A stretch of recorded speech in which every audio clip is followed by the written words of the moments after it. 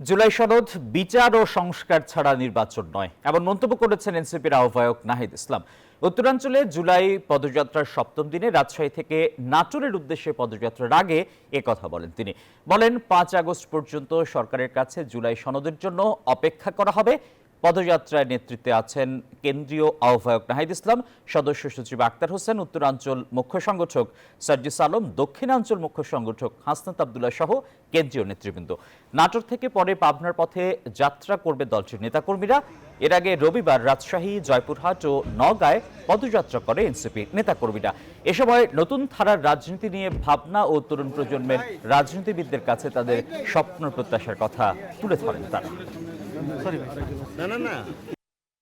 আমরা প্রথম থেকে একই কথাই বলে যাচ্ছি, নির্বাচনের সময় নিয়ে আমরা বলিনি।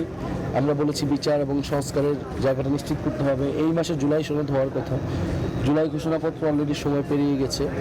তারপরে আমরা 5 আগস্ট পর্যন্ত সরকারকে দেখব এবার এই মাসের মধ্যে জুলাই সনদ এবং ঘোষণাপত্র দিতে পারে কিনা। বান্ডেল থাকলে প্রতি সেনমানিতে টাকা বাঁচবে। বিকাশ সেনমানি বান্ডেল কিনে জিতুন প্রতি লেনদেনে।